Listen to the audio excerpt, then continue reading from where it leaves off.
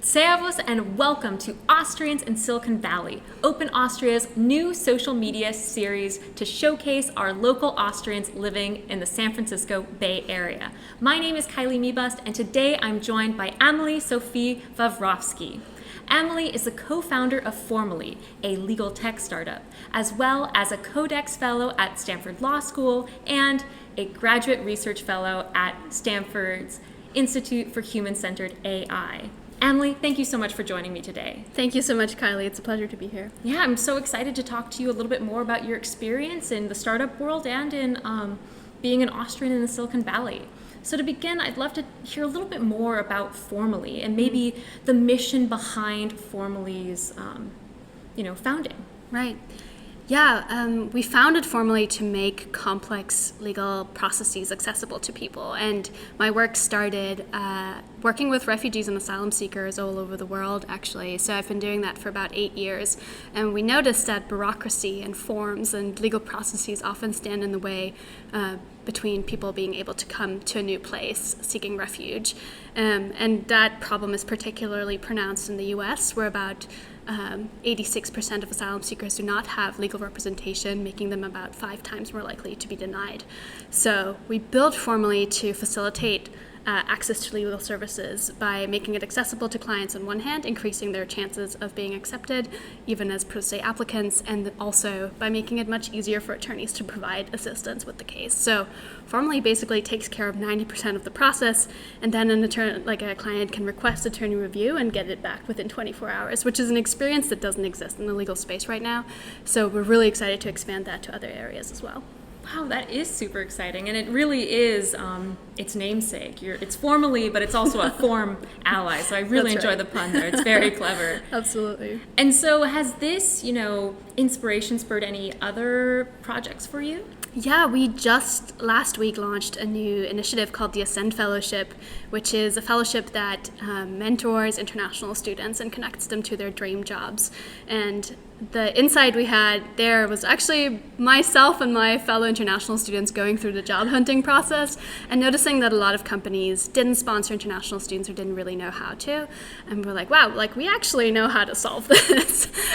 So we provide mentorship, we provide immigration assistance, and we basically take care of the immigration process, making it much more appealing for companies to hire those brilliant students that they weren't able to hire before. That's super exciting, especially helping other students like yourself. Yeah, making lemonade. Yeah, exactly. And so thinking back, we are talking about Austrians in Silicon Valley. I'd love to hear a little bit more about how being Austrian has kind of affected, your perspective on your industry and field. Yeah, I think Vienna is an extremely international place, and I saw all this work that these international organizations were doing growing up, and I was definitely inspired by it. I was a huge language nerd. I learned all the official UN languages because I was so sure I was going to end up working in an international organization. And at Stanford, I study international and tech policy. So I'm still, very much a policymaker, but I think this international outlook that Vienna has as a center of diplomacy has definitely shaped my worldview and inspired in me a sense of global connection and care. And that's super exciting. And do you think you have any advice you'd give your little self living back in Vienna?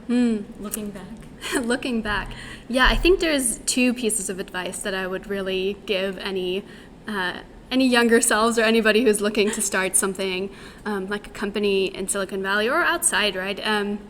So one is to really look for a problem that you're passionate about and that you want to solve. So building a startup has a lot of ups and downs. There's a lot of iteration. Some things are going to work, others are not going to work. So when you're really attached to your problem, you are going to be able to iterate, right? But if you're attached to your particular solution, your chances of failing are much higher. And so I think that's my biggest piece of advice is find something you're really passionate about solving and work on it until you found the solution. And then the second piece of advice is that don't be too scared to start something new, whether that's a club or a new initiative, a nonprofit or a startup, right? You'll inevitably learn so much, and that is my promise to you, right? Having to start something from scratch requires skills in hiring, firing, understanding financials, management, social media, marketing, like the list goes on and on. Managing a team of engineers in my case, product management, product design, right? There's so many things. And if everything fails, you'll come out with this amazing new skill set that'll serve you really well wherever you take it next. Wow, that's super exciting. So even if it doesn't turn out just how you think it will, you'll still learn a lot in the process. Yeah, so I think that's the silver lining. And if that gets you started, I think that's really great because there's so much need and so many problems in the world, and we definitely need more innovators. Well, thank you so much for joining us here today, Amelie, and thank you for sharing your experience. Thank you so much, Kylee. This was really fun. And thank you so much for joining us for Austrians in Silicon Valley. We look forward to seeing you next time. Cheers! Cheers!